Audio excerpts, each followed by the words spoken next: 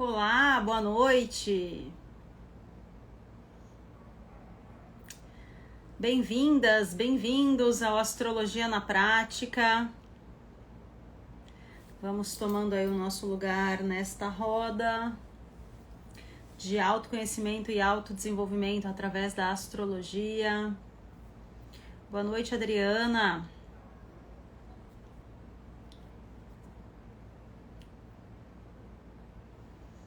E aí, como vocês estão? Segundou com lua nova em Sagitário, hein, gente?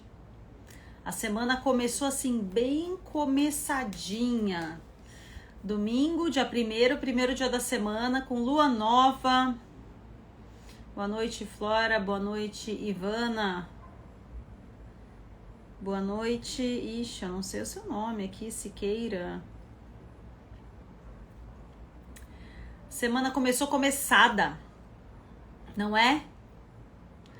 Vamos lá, mais um Astrologia na Prática para quem está chegando agora. Eu sou a Kiki Haddad, astróloga e terapeuta. Estou aqui todas as segundas-feiras às 18h30 para trazer para vocês o autoconhecimento e o autodesenvolvimento através da astrologia, desmistificando a astrologia e deixando ela de uma maneira bem prática aqui para vocês. E hoje a gente vai falar, aliás, hoje não, as próximas 3 segundas, tá? Hoje, dia 9 e dia 16. Nós vamos falar sobre as previsões 2025, que vocês gostam, adoram saber o que é que vai acontecer, e a astrologia é um ótimo caminho para a gente entender, né, o nosso ano e como usar, fluir junto com as energias. Como é que vocês estão de expectativa para 2025?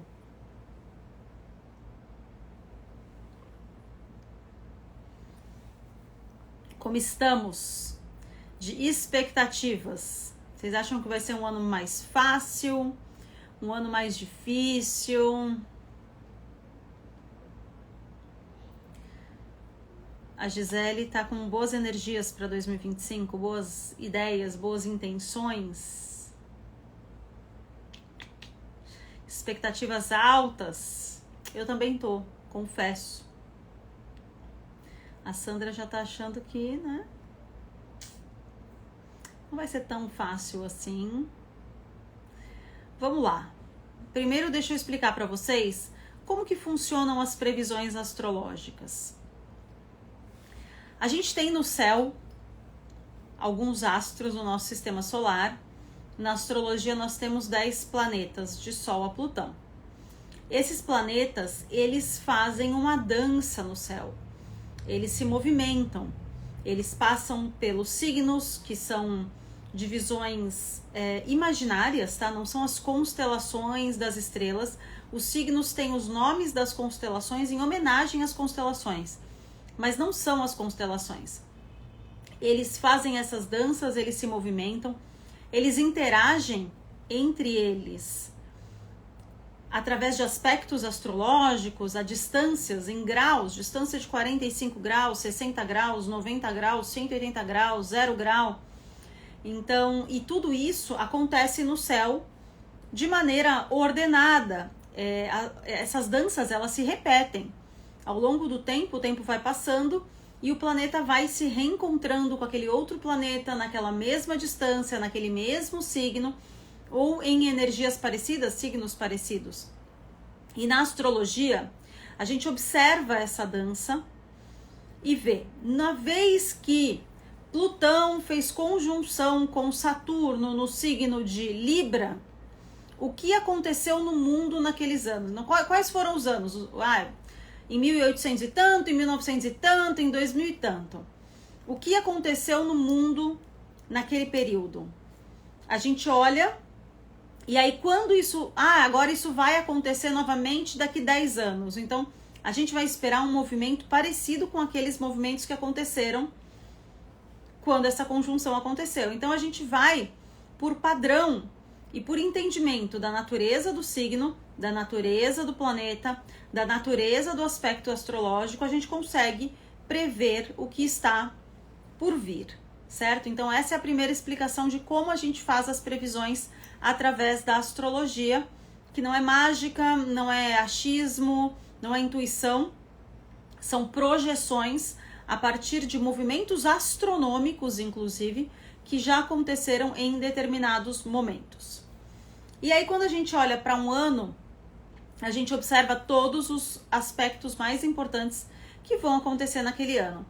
Tem aspectos que acontecem todos os anos, tem aspectos que acontecem todos os meses, tem aspectos que demoram 800 anos para acontecer, como foi em março de 2020, quando explodiu a pandemia e a gente tinha um aspecto que havia acontecido há 800 anos atrás. E isso, então, nos trouxe uma imagem de guerra, de conflito, que não deixou de acontecer e que foi vivenciado por nós a partir de 2020 com a pandemia.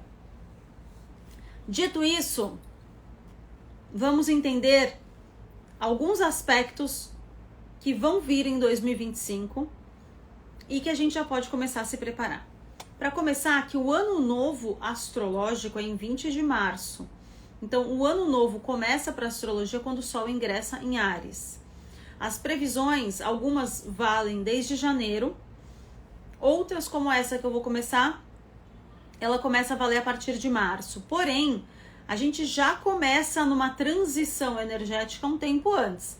Então, piscou ali depois do ano novo, vai dar mais ou menos um mês e pouco, a gente já vai começar a sentir essa transição que é de regência. Existe um povo na Mesopotâmia chamado caldeus. Os caldeus, eles foram talvez a primeira civilização a utilizar a astrologia como método de previsão. E assim, estou falando de 5.000 anos atrás. E eles usavam um sistema da Estrela dos Magos que tinha um ano. O ano ele era regido por um planeta de Sol a Saturno, que eram os planetas visíveis, né? E a gente, até 200 e tantos anos atrás, a gente achava que os planetas iam só até Saturno.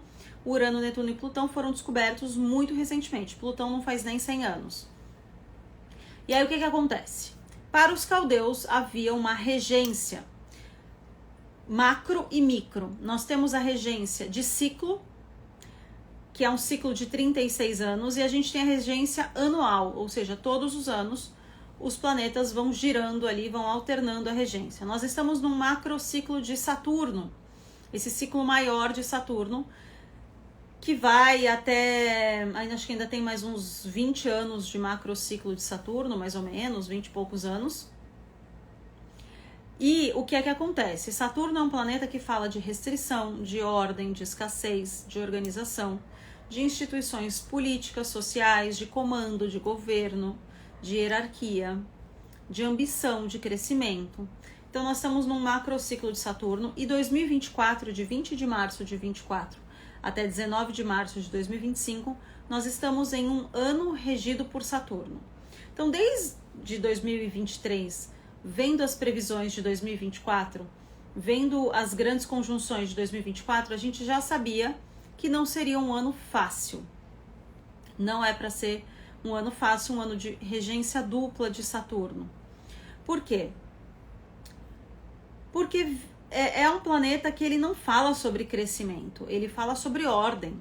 Então tudo aquilo que estava desordenado, que não estava bem estruturado, que era muito intuitivo, ou seja, que a gente fazia meio que vamos ver onde vai dar, começou a não dar mais certo.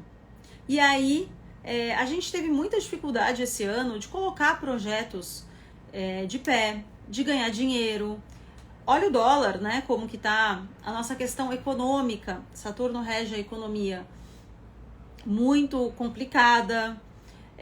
Agora teve alternância, né, de governo nos Estados Unidos. Isso vai impactar pra gente a partir do ano que vem. De toda forma, a gente ainda tá num ciclo de Saturno até março. Um ano em que as questões imobiliárias, né, passaram por um grande crescimento. A gente vê pelo Instagram, né, a quantidade de corretor de imóveis fazendo vídeos e mudando um pouco a sua forma de comunicação e de venda do seu trabalho. Muitas pessoas saindo de algumas profissões e indo para se tornar corretores, né, consultores imobiliários. Foi um mercado que cresceu muito. Mas, por exemplo, quem quer comprar um imóvel, foi um ano que teve muita dificuldade, as questões dos aluguéis, de moradia, enfim. Então, essas questões, a gente já tinha uma noção que ia acontecer.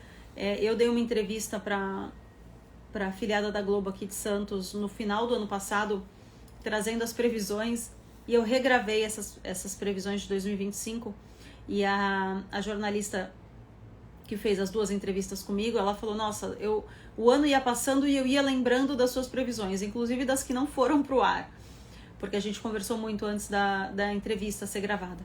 Então, a gente consegue ter uma forma muito assertiva de prever as coisas, e realmente não foi um ano para isso. A partir de março, a gente entra num ano regido por Júpiter. Júpiter é o antônimo de Saturno. Júpiter é o crescimento, é a expansão, é a abertura dos horizontes, é um planeta que fala sobre a gente buscar aquilo que não está perto, que a gente precisa ir além, quebrar fronteiras, quebrar barreiras, quebrar impedimentos. Então, tudo que Saturno colocou ali, embarreirou, né, proibiu, dificultou, com Júpiter, a gente vai entrar num momento de crescimento. Mas qual é esse crescimento? Vai ser um crescimento muito interno, muito de valores. É um ano em que a gente vai se conectar muito mais com a espiritualidade, com o autoconhecimento, com o autodesenvolvimento. É um ano para a gente expandir os nossos horizontes, conhecer novas línguas, novas culturas, novas formas de pensar. É um ano de buscar liberdade. Que liberdade é essa? A liberdade de ser quem a gente de conseguir construir aquilo que a gente deseja, a liberdade da gente se olhar com mais cuidado, a liberdade da gente lidar melhor com as nossas emoções. Então, a questão emocional, ela vai ficar muito forte. Assim como foi 2020 para 2021, isso vai voltar agora com o ano regido por Júpiter. A gente teve mais ou menos, eu acho que foi 2021 ou 2022, um ano regido pela Lua. E nesse ano, a Lua é mãe das nossas emoções. A gente teve um boom das terapias aqui no Instagram, e muitas pessoas fazendo transição de carreira para terapeutas, muitas pessoas estudando as carreiras terapêuticas, não para se tornarem terapeutas, mas para usarem isso para o seu autoconhecimento, desenvolvimento pessoal e ajuda para as pessoas ao redor. E a gente vai ver isso se intensificando a partir do próximo ano. Uma das coisas que eu acho que pode vir a acontecer é a gente conseguir olhar para essas terapias alternativas, que hoje são ditas como alternativas e holísticas, e elas se encaixando junto com as terapias oficiais. A psicoterapia, a psicanálise, os próprios psiquiatras que fazem terapia. Então, eu vejo que é uma possibilidade da gente, em 2025, começar a fazer uma equivalência disso, num sentido de que isso também é ciência, de que isso também é desenvolvimento humano, de que isso também é útil para as nossas emoções e para o nosso mundo interno. Então, esse é um dos principais pontos de Júpiter.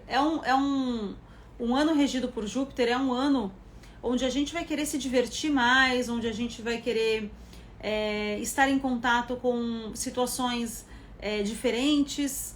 Então, línguas, o estudo das línguas, conhecer outros países, outras culturas, se abrir para novas filosofias de vida.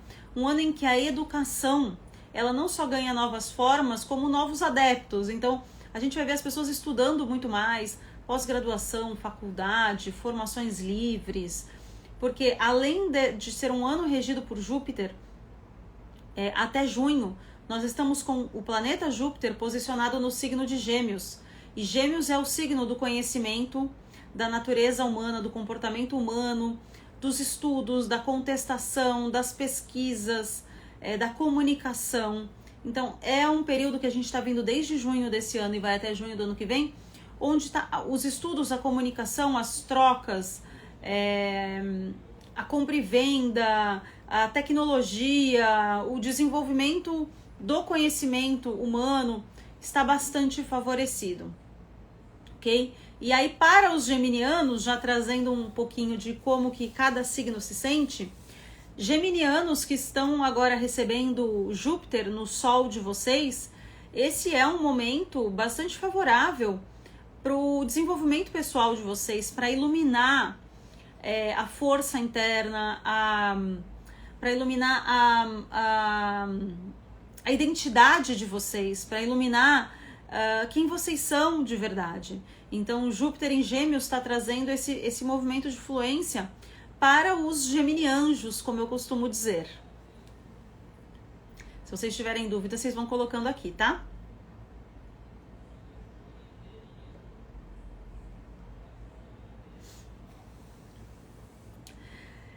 E aí, eu acho que esse é uma das principais questões que a gente tem no ano, que eu acho que fica ressoando com os comentários que vieram de as pessoas estarem com altas expectativas, boas expectativas para 2025.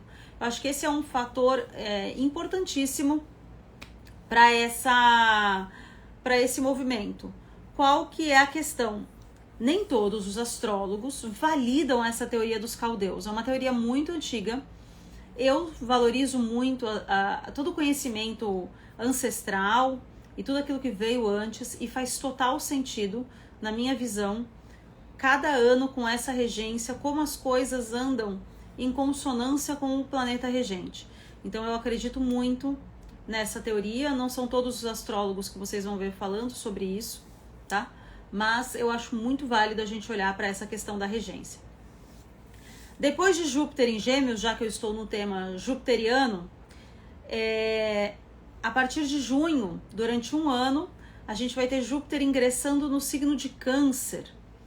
E Câncer é o signo da mãe, da família, da gestação, do lar, da casa, das nossas emoções. É um signo que fala muito sobre as nossas questões terapêuticas, a terapia, as pessoas que gostam de cuidar, né, dos outros. É uma energia bastante canceriana. E aí Júpiter em Gêmeos vai trazer esse movimento de expansão da família. A gente vai ver, talvez, muita tecnologia, muito desenvolvimento na questão de gestação, de fertilização, de maternidade. Questões como a gente viu a Gisele Bündchen agora grávida aos 43 ou 44, a gente teve Sabrina Sato também, mais ou menos na mesma idade, infelizmente perdeu o bebê, mas que estava grávida. E aí o que é que girou em torno desse assunto, né? Duas mulheres, mães, separadas, que encontraram novos parceiros numa idade avançada, bem entre aspas, tá? Porque é o que dizem por aí, mas não tem nada de idade avançada, a gente sabe bem disso. E que numa época contraditória para a gestação, também por conta da natureza e de tudo que a gente acredita, né, que acontece dentro do nosso organismo, elas engravidaram. Então temas como esse vão pipocar cada vez mais. A gente vai ver cada vez mais histórias como essa, coisas conectadas a novas formações de família, gestação, mãe. Eu tô vendo muito no Instagram, eu não sei se é o algoritmo que tá me entregando mais, ou se isso de fato tá aumentando, mas homens, terapeutas ou não terapeutas, ou pessoas influentes no Instagram, que começam a falar agora sobre o papel do pai, né? Sobre a relação com a mãe, sobre a sobrecarga da mulher, que era um assunto muito, assim, pouco discutido, muito pouco visto, e que agora tá tomando outras formas, né? Porque não tá saindo só da boca das mulheres, né? Isso agora também tá saindo da boca dos homens. E Júpiter em Câncer vai jogar luz nesses temas muito fortes. Favorece muito formação de família, favorece muito gestação, casamento. Alguém colocou aí como é que vai ser para relacionamento. A gente vai trazer previsões mais por temas mais para frente, mas Júpiter em Câncer, ele vai deixar todo mundo com um quentinho no coração, todo mundo querendo, sabe assim, um casal, uma formação. E para os cancerianos, um ótimo momento, assim como para os geminianos, de olhar para dentro com mais luz, com mais clareza, para identificar o que você quer. Eu tive Júpiter passando em cima do meu Sol em 2019 e 2020. E foi um grande momento assim que parecia que jogaram, sabe o holofote de estádio de futebol, de pista de aeroporto? Parece que jogaram esse holofote em cima de mim e eu conseguisse de fato me olhar e entender quem eu sou e o que eu tô fazendo aqui, para onde eu quero ir e de que forma eu quero construir, pavimentar, crescer na minha vida. Então foi um momento delicioso e decisivo. Os trânsitos de Júpiter são sempre benéficos, exceto se ele vai passar em cima de um planeta que a gente considera maléfico, então como Plutão ou Saturno, ou num ponto muito fragilizado do seu mapa. Mas de toda forma, os trânsitos no céu de Júpiter são trânsitos de crescimento e expansão. Então é um ano em que metade do ano a gente está bastante focado em comunicação, em desenvolvimento pessoal, em trocas, em negociações, e a partir de junho a gente fica com essa energia bastante forte de família, de mulher, de marido, de papel de masculino e feminino. E aí isso pode jogar luz, obviamente, em temas mais delicados, como feminicídio e violência contra a mulher, que também podem ganhar bastante notoriedade a partir de junho até o ano de 2026. Dúvidas?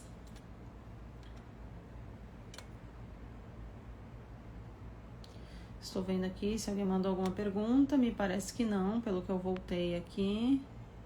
Só a Ana que perguntou para relacionamentos. Chegaremos lá, Ana, chegaremos lá. Teremos previsões para signos também, Ivana.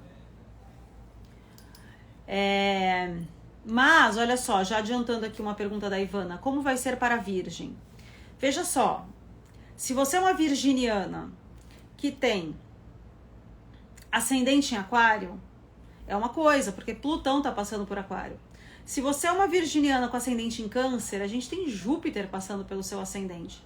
Então, quando a gente fala sobre previsões para os signos, a gente vai sempre falar sobre previsão para signo e ascendente. Quando você for olhar a previsão de Virgem, você vai ter que olhar de Virgem, você vai ter que olhar do seu ascendente também, tá? Porque o ascendente, os trânsitos de ascendente influenciam diretamente no nosso ano.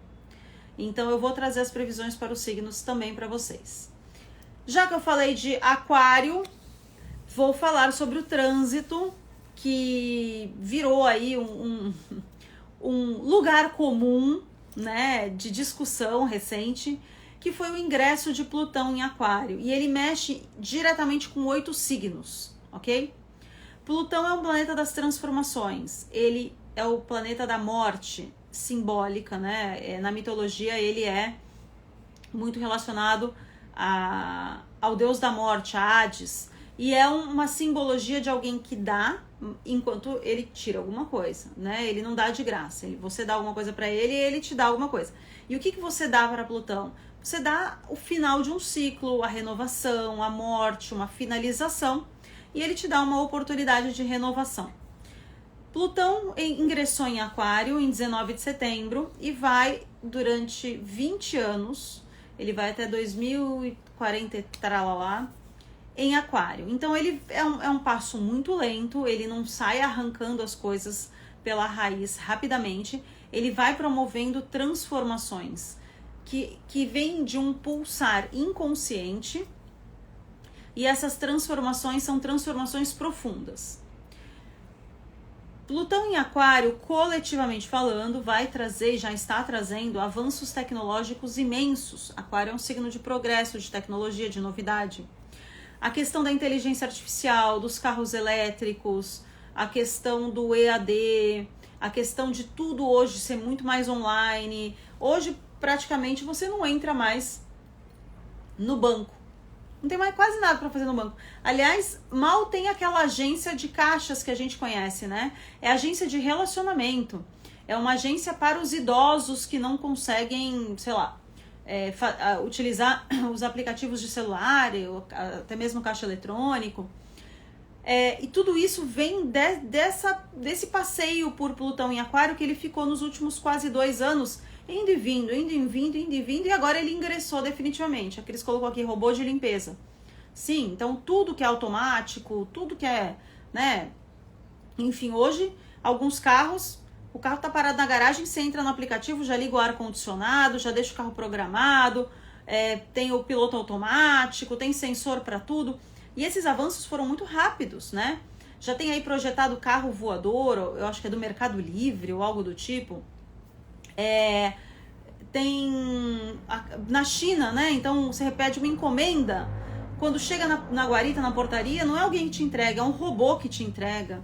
Então isso tudo é bem Plutão em Aquário. Ao mesmo tempo que a inteligência artificial que vem para nos ajudar, também vem para nos derrubar, né? O quanto de coisa ruim está acontecendo por conta de inteligência artificial. O quanto os golpes estão muito profissionais por conta de desenvolvimento. Então Plutão em Aquário é isso, ele dá e ele tira, ele dá e ele tira. E aí, como é que fica para os 8 signos impactados? A gente tem 4 signos que se despedem de Plutão em Aquário. Aliás, de Plutão em Capricórnio. Porque Plutão ficou 15 anos em Capricórnio. Então, o primeiro signo que dá tchau é o Capricórnio mesmo. Os capricornianos que passaram os últimos 15 anos tropeçando, caindo, levantando, tropeçando, caindo, levantando, passando por diversas transformações. E transformações profundas, posso dizer, porque capricorniana sou, né? Então, foi um período, assim, desde 2007 para cá, parece que são muitas encarnações dentro de 15 anos. Por estar em Capricórnio, esse Plutão, ele fez oposição ao Sol dos cancerianos. Então, os cancerianos também sofreram o impacto de Plutão em Capricórnio. Enquanto os capricornianos era como se tivesse uma coisa ruim aqui falando na sua vida, você vai mudar, você vai ter que fazer, é isso, olha para onde sua vida está te levando. Para os cancerianos, isso veio como uma fumaça ali, uma sombra. Tô sentindo um cheiro aqui de mudança, de coisas que eu preciso fazer, e de repente, foi. A vida te levou para essa mudança mais intensa. É como se às vezes nem tivessem acompanhado tantas mudanças. E são questões que surgem muito inconsciente. É como se a vida tivesse querendo que você provasse assim, né? Que você quer viver, que você não quer desistir. Então os episódios, eles aparecem, eles surgem e as transformações, elas se tornam inevitáveis, tá? Para arianos e librianos, essa transformação por conta de Plutão em Capricórnio também aconteceu, porque Plutão quadrou Áries e Libra, fez um aspecto de 90 graus em algum momento aí desses 15 anos com Áries e com Libra. Então, foram signos também bastante desafiados, que passaram por momentos de provação, onde tiveram que fazer escolhas muito profundas, de transformação. Então, esses 4 signos impactados por Plutão, pelo ingresso de Plutão em Aquário, num sentido de acabou esse período, né? Posso seguir o baile aqui. E aí, com o ingresso de Plutão em Aquário, os aquarianos começam esse período de provação, de necessidade de transformação, de encerrar ciclos, de entender sobre os seus medos, as suas inseguranças, aquilo que amarra, que aprisiona, que não deixa seguir, que foi o que os capricornianos passaram. Então agora eles estão aqui, com uma coisinha no ouvido, falando, olha, as coisas vão mudar, hein? As coisas vão mudar. Se prepara. E é como se a gente conseguisse intuir, quase que no escuro, que as coisas realmente precisam de uma transformação e finalização de ciclos, tá? Então, os aquarianos começam agora nesse período. Quem sofre também o impacto do ingresso de Plutão em Aquário são os leoninos, que recebem oposição ao Sol deles. Então, são aqueles desmoronamentos que vão vindo e que eu não sei de onde está vindo. Quando é uma oposição, eu praticamente não participo dessa mudança. Na oposição, eu dormi, quando eu acordei eu recebi a notícia. Na conjunção, eu vou construindo junto com você, Plutão, essa minha mudança. E eu vou, de alguma certa forma, conscientemente, abrindo mão de partes para essa renovação. E na oposição, não. Então, os leoninos é como se começassem a serem empurrados para a beira de um precipício ou para uma bifurcação, onde eles têm que escolher agora. E assim, mas não tem outra escolha, não, é isso, a vida tá te apresentando esse menu aqui, é daqui que você vai escolher, é nesse cardápio mesmo que você vai escolher qual vai ser o seu prato, tá? E aí os taurinos e os escorpianos também recebem as quadraturas. Qual que é a questão para taurino e escorpiano? Que eu me compadeço com vocês, até porque eu tenho lua em touro, então sigo o mesmo fluxo aqui das previsões de touro e escorpião. Urano está em touro há quase 7 anos, 6 anos mais ou menos. E Urano é um planeta de mudanças, de chacoalhões, de instabilidades, de inquietações. Então, Urano já está passando pelo Sol taurino há bastante tempo. Então, os taurinos, eles estão quase que com dificuldade para estabelecer, fincar o pé no chão e sentirem a segurança que eles precisam. E os escorpianos estão com oposição de Urano em touro ao Sol deles. Então, estão sendo obrigados a confrontar muitas coisas para fazer mudanças e transformações em prol de desapegos, de transformações, inovação, ok? E aí, o que acontece? Urano já está ali, né, dando um chacoalhão para os taurinos e para os escorpianos. E aí agora Plutão vai entrar em quadratura com o Sol de vocês. Então, mal terminou para alguns esse ciclo, já está começando outro. Então, para os taurinos e escorpianos, eu acho que são os dois signos que mais assim estão, né, impactados. Óbvio que um Urano em touro, ele também quadra Leão e Aquário. Mas eu acho que para os taurinos e os escorpianos, isso acaba sendo um momento mais intenso, tá? Deixa eu ver se tem perguntas. A Nilza falou que não sabe o ascendente. Só fazendo mapa astral, Nilza, com horário de nascimento, a gente tem como saber. A Dani falou, eu sou escorpião com ascendente em aquário. Voltou? Eita! Eu não queria um filtro. Entrou um filtro, voltou aqui. Pronto. O que é que acontece? Não é um terrorismo, não é um período de mortes, de coisas horrorosas. Eu tô aqui para provar. Plutão passou pelo meu Sol, Urano tá passando pela minha Lua. E aí é um período de mudança, é um período de transformações que todo mundo vai passar mais cedo ou mais tarde e vai todo mundo sobreviver, tá bom, gente? Eu não faço terrorismo astrológico, não, eu não faço cidade alerta astrológico. Mas por que é interessante a gente saber de tudo isso? É interessante porque a gente se prepara, porque a gente entende quais são essas energias e como aproveitar melhor essas energias, de que forma eu posso andar em consonância, né, com essas energias. O que eu falei hoje lá no meu Instagram, a sintonia astral. Eu vou me sintonizar com o que está acontecendo e eu não vou lutar contra, eu não vou fazer com que as coisas... tá vindo, agora é hora de relaxar. Não, eu vou correr atrás. Não, eu vou entender que agora é hora de eu relaxar e de eu esperar a poeira baixar para que eu faça algo. Então, nesse sentido é que as previsões são extremamente valiosas, ok? Dúvidas sem ser, a Cláudia falou, e de peixes para ascendente em peixes?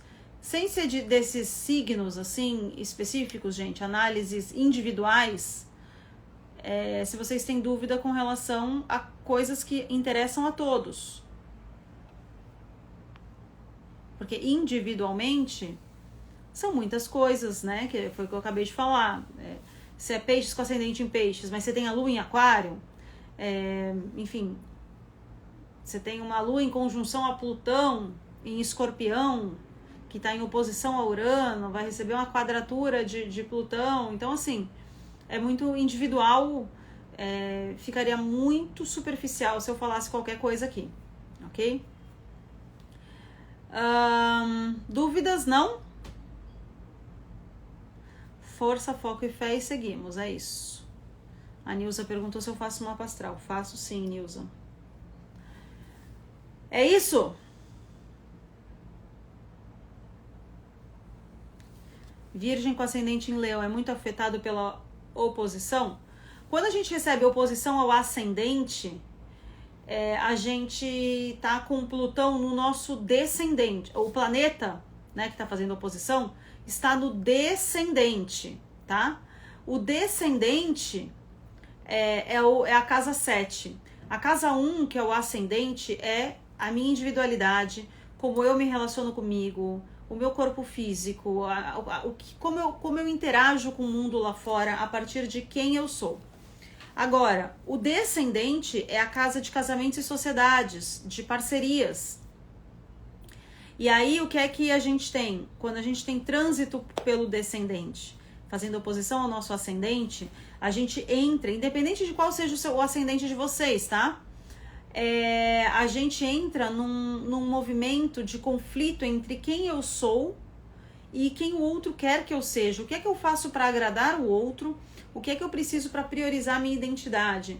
Isso pode mexer com as minhas relações. Então, a forma como eu me relaciono com o mundo externo, a forma como eu levo um casamento, uma sociedade, uma parceria, uma amizade, tudo isso fica bastante impactado com um planeta como Plutão passando no nosso descendente. É um momento em que a gente pode, por exemplo, o trânsito de Plutão por Aquário, para quem tem um ascendente em Leão, vai fazer com que você talvez se coloque em movimentos mais doloridos dentro das relações. Você pode passar por algumas brigas, por alguns abandonos, por alguns términos, por alguns recomeços das relações. Então é um ponto ali de dor que a gente vai precisar mexer e transformar e renovar.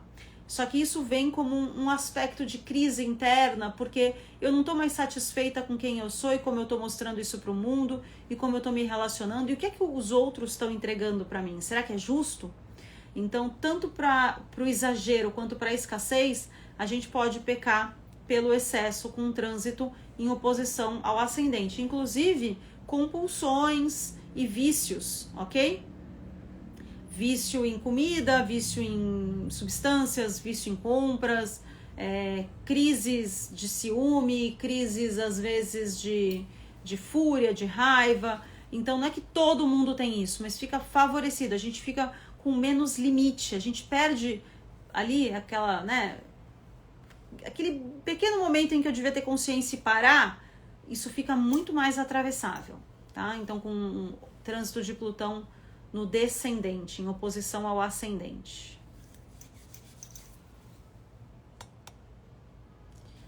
É isso de dúvidas? Meu Instagram tá aí em cima, Nilza. A Ana colocou. Ok? Tem muito mais previsão, hein, gente? Olha, semana que vem eu vou trazer para vocês um trânsito que é uma conjunção muito importante, que acontece a cada 36 anos. E ela vai acontecer num grau crítico no ano que vem. Nossa, que horror, vamos todos... o fim da aventura humana na Terra? Não. Mas é um momento que a gente deve ter muita atenção. Esse trânsito, ele aconteceu levemente em 2024, esse ano. E por conta dessa... Na verdade, não foi uma conjunção que aconteceu em 2024, mas esses dois planetas ficaram muito próximos num mesmo signo. E o que é que aconteceu? Lá em 2023, eu falei, a questão da natureza, do meio ambiente, os problemas ligados ao aquecimento global e a tudo que vem acontecendo, não vai ser só mais um problema da ONU, dos governantes, de quem toma as decisões. Vai atingir a gente aqui de maneira igualitária. Todo mundo vai sofrer com as consequências das mudanças climáticas. Não vai ser só, porque lá num país X, que eu nem sei onde fica, teve um tal. Não. E foi o que aconteceu, né? A gente teve no Brasil seca, queimada, e as chuvas do Rio Grande do Sul, que movimentaram o país inteiro. Um estado lá no sul, que movimentou praticamente o continente, porque o Brasil é uma dimensão continental, e todo mundo foi impactado por isso, emocionalmente, financeiramente, familiarmente falando, enfim. Foi uma catástrofe, a mesma coisa com as secas, as queimadas que estão tendo. Então, esses dois planetas, quando eles se juntam, chegam muito perto, eles trazem um movimento bastante difícil, tá? Mas que a gente supera. E aí eles vão fazer essa grande conjunção em 2025 e em 2026. Eu vou trazer previsão aqui que já vale até para 2026. E eu vou detalhar ela para vocês na próxima segunda, às 18h30, aqui no ITK. E depois, na segunda seguinte, também teremos mais um encontro para nos prepararmos para 2025 com muita consciência e em sintonia com os astros. Certo?